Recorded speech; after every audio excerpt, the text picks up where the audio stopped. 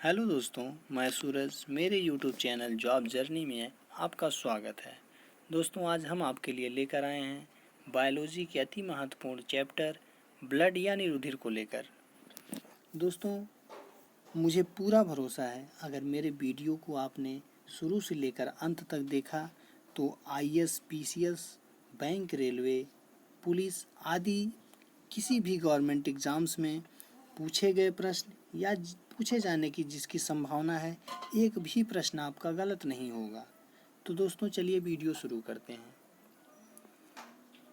Blood, हम कुछ भी खाते पीते हैं तो क्या होता है, आखिरी चरण उसका क्या होता है? जो भी खाते पीते हैं, जो भी भोज्य पदार्थ हम लेते हैं, वो आखिर में क्या बनता है? आखिर में रुधिर बनता है, यानी रक्त बनता है, खून बनता है। तो दोस्तों, उत्पत्ति के आधार पर रुधिर को तरल संयोजी ऊतक कहते हैं। उत्पत्ति के आधार पर रक्त को तरल संयोजी ऊतक कहते हैं। अब दोस्तों, आपके माइंड में बात आती होगी कि तरल संयोजी ऊतक आखिर होता क्या है? तो दोस्तों, तरल संयोजी ऊतक क्या होता है? आरबीसी और प्लाज्मा। आरबीसी और प्लाज्मा से क्या होता है? तरल संयोजी ऊतक बनता है। जैसा कि दोस्तों हम जानते हैं कि जो प्लाज्मा होता है यह निर्जीव तरल पदार्थ होता है जिसमें हमारी आरबीसी तैरती रहती है, इसीलिए इसको तरल संयोजी ऊतक कहते हैं। अब दोस्तों, बात आती है कार्य के आधार पर रुधिर को परिसंचारी ऊतक कहा जाता है। अब दोस्तों, परिसंचारी ऊतक क्या होता है? तो दोस्तों, कहने का मतलब जो होता है, यहाँ पर ब्लड का जो कार्य होता है उस पर चर्चा किया गया है। जो ब्लड का रियल कार्य होता है उस पर चर्चा किया गया है। तो परिसंचारी ऊतक का मतलब, जैसे ब्लड का काम होता है हमारी बॉडी में ऑक्सीजन पहुंचाना, प्रोटीन, मिनरल्स आदि जो होते हैं, जितने भी चीज़ें होती हैं जो पहुंचाया जाता है हमारी पूरी बॉडी में, किसके द्वारा? ये ब्लड के द्वारा ही पहुंचाया जाता है, इसीलिए इसको परिसंचारी ऊतक भी कहते हैं। अब दोस्तों, बात आती है ब्लड के निर्माण की, कि आखिर ये ब्लड बनता कैसे है और कहाँ बनता है, कैसे बनता है, इसकी प्रक्रिया क्या है। दोस्तों, चलिए इस पर हम चर्चा करते हैं। तो दोस्तों, जैसा कि हम जानते हैं, रुधिर का जो निर्माण होता है वह अस्थिमज्जा यानी बोन मैरो से होता है। कहाँ से होता है? बोन मैरो से होता है। अब दोस्तों, दिमाग में आपकी बात आता होगा कि आखिर ये बोन मैरो कहाँ है, क्या होता है? तो दोस्तों, बोन मैरो पे चर्चा करते हैं। बोन मैरो जो होता है वह दो प्रकार का होता है। और बोन मैरो होता कहाँ है? यह अस्थियों के अंदर होता है। बोन मैरो जो होता है वह अस्थियों के अंदर होता है। किसमें? अस्थियों के अंदर, अस्थि गुहा में अस्थि मज्जा यानी बोन मैरो होता है। तो दोस्तों, जैसे हमारी बॉडी की बड़ी बड़ी हड्डियाँ, फीमर आदि की हड्डियाँ जो होती हैं, उनकी अस्थि गुहा में क्या होता है? बोन मैरो होता है। बोन मैरो में इस तरह से हड्डियाँ होती हैं, दो पॉइंट होते हैं। यहाँ से ये जो दोनों पॉइंट होते हैं, ये जो होते हैं ये लाल कलर के होते हैं। इसको क्या बोलते हैं? इसलिए इसको बोलते हैं रेड बोन मैरो यानी लाल रक्त अस्थि मज्जा बोलते हैं। और इसको जो बोलते हैं ये वाइट बोन मैरो होता है यानी श्वेत अस्थि मज्जा। यानी कहने का मतलब हमारा ये है, जो अस्थि मज्जा होता है वह दो प्रकार के होता है। अस्थि मज्जा कितने प्रकार का होता है? दो प्रकार का होता है। एक पहला जो होता है वह लाल रक्त अस्थि मज्जा यानी रेड बोन मैरो, और जो दूसरा होता है वो वाइट बोन मैरो। ठीक। अब आती है बात एक तीसरे की। यहाँ से जो होता है red bone marrow, red bone marrow से क्या होता है? आरबीसी का निर्माण होता है। रेड बोन मैरो से आरबीसी का निर्माण होता है। और वाइट बोन मैरो से क्या होता है दोस्तों? यहाँ से डब्ल्यूबीसी का निर्माण होता है। और दोस्तों, एक बात ये आपके दिमाग में आती होगी, तो आखिर प्लेटलेट्स यानी रुधिर पटलिकाओं का निर्माण कहाँ से होता है? तो दोस्तों, प्लेटलेट्स का निर्माण भी लाल रुधिर अस्थिमज्जा से ही होता है। ठीक। अब आता है, अब सामान्यतः जो छोटे छोटे एग्जाम्स में पूछे जाते हैं जो प्रश्न, उन पर थोड़ा चर्चा करते हैं। जैसे सामान्यतः जो ब्लड होता है, मनुष्य में 5 से 6 लीटर रक्त पाया जाता है। अब दूसरी चीज़, मनुष्य में सामान्यतः 7.8% पूरी बॉडी का रक्त पाया जाता है। अब रक्त का पीएच मान क्या होता है? दोस्तों, रक्त का पीएच मान जो होता है वह 7.4 होता है। और दोस्तों अब बात आती है प्रकृति की, यानी जो मानव रक्त होता है उसका स्वाद कैसा होता है, उसकी प्रकृति क्या होती है। तो दोस्तों मानव रक्त की प्रकृति जो होती है वह होती है क्षारीय। क्या होती है? मानव रक्त की जो प्रकृति होती है वह क्षारीय होती है। अब दोस्तों बात आती है, ये देखिए जो होता है बोन, मान लीजिए यही बोन है,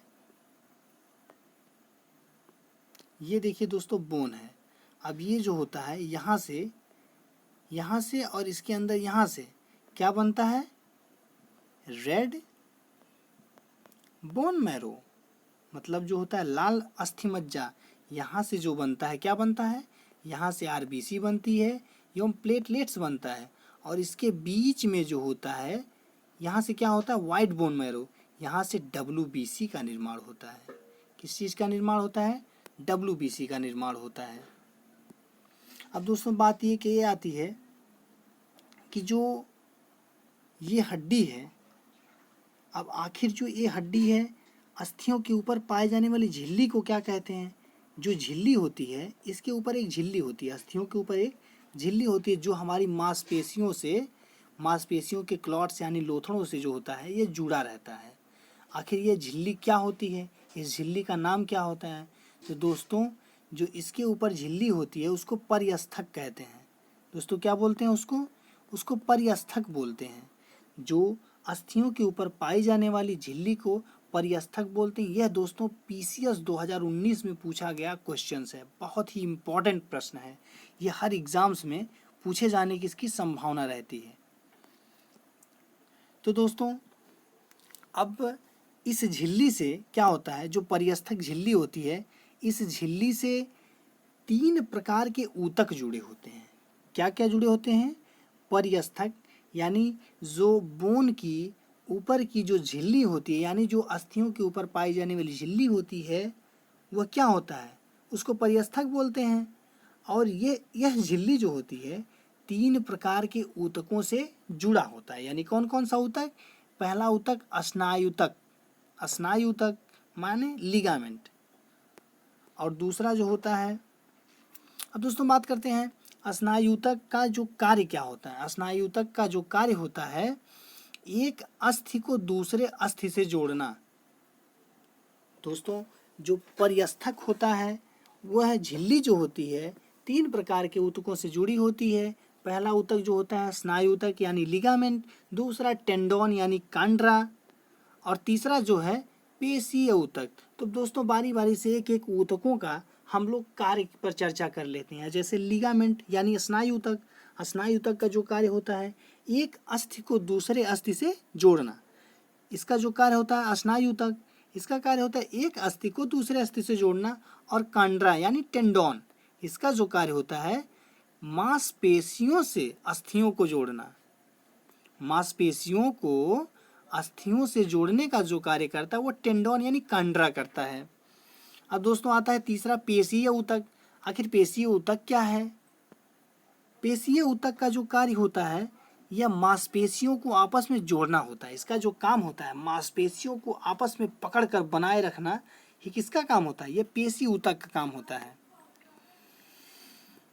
अब दोस्तों बात करते हैं रुधिर के रासायनिक संगठन में 2 घटक होते हैं। क्या होता है दोस्तों? रुधिर के रासायनिक संगठन में 2 घटक होते हैं। क्या क्या? एक रुधिर प्लाज्मा यानी ब्लड प्लाज्मा, और दूसरा होता है रुधिर कणिकाएं ब्लड कार्पसेल्स। अब दोस्तों बात करते हैं रुधिर प्लाज्मा। रुधिर प्लाज्मा का जो दोस्तों कार्य होता है पचे हुए भोजन का परिवहन करना एवं हार्मोन का परिवहन करना। किसका कार्य होता है? यह रुधिर प्लाज्मा का कार्य होता है। और दूसरी बात आती है, और रुधिर में जल कितना होता है? रुधिर में जल का जो प्रतिशत होता है 90 से 92% होता है, तथा रुधिर प्लाज्मा कुल रुधिर का 55 से 60% होता है। वेरी इंपॉर्टेंट क्वेश्चन, जो रुधिर होता है रुधिर प्लाज्मा कुल रुधिर का 55 से 60% होता है। रुधिर में 90 से 92% क्या होता है? वह जल होता है। रुधिर में क्या पाया जाता है? प्रोटीन पाया जाता है। अब बात करते हैं रुधिर कणिकाएं ब्लड कार्पसेल्स। रुधिर कणिकाएं कुल रुधिर का कितना होती हैं? रुधिर कणिकाएं जो होती हैं कुल रुधिर का 40 से 50% भाग होता है। ठीक, अब दूसरी बात करते हैं, कार्य एवं संरचना के आधार पर रुधिर के कितने भाग होते हैं? 3 भाग होते हैं। कार्य एवं संरचना के आधार पर क्या होता है दोस्तों? रुधिर के 3 भाग होते हैं। कौन कौन सा? आरबीसी, डब्ल्यूबीसी और ब्लड प्लेटलेट्स, ये जो होते हैं 3 भाग होते हैं। अब दोस्तों अब देखिए कुछ चीज़ों पे हम चर्चा कर लेते हैं कि प्लेटलेट्स के लक्षण क्या होते हैं। जैसे इसमें क्या होता है दोस्तों, लो प्लेटलेट्स मतलब जो होता है जैसे जब रक्त कणिकाओं की, रक्त पटलिकाओं की जब कमी हो जाती है हमारी बॉडी में, तो जैसे हमारा ब्लड होता है वो गाढ़ा नहीं होता है, वो पानी की तरह हो जाता है, जिससे कभी भी स्राव हो जाता है। जहाँ कभी भी कट जाता है या कुछ हो जाता है, दुर्घटना हो जाती है, वहाँ इतना अत्यधिक स्राव हो जाता है जिससे जो रोगी होता है उसकी मृत्यु निश्चित हो जाती है और अंततः जो है वह मृत्यु को प्राप्त करता है। तो दोस्तों अगर मेरा वीडियो पसंद आया हो तो हाथ जोड़ के निवेदन है, मेरे चैनल को सब्सक्राइब करें, लाइक करें और शेयर करना ना भूलें। तो दोस्तों मैं अगले वीडियो पर आरबीसी, डब्ल्यूबीसी एवं ब्लड प्लेटलेट्स पे चर्चा करूँगा। धन्यवाद।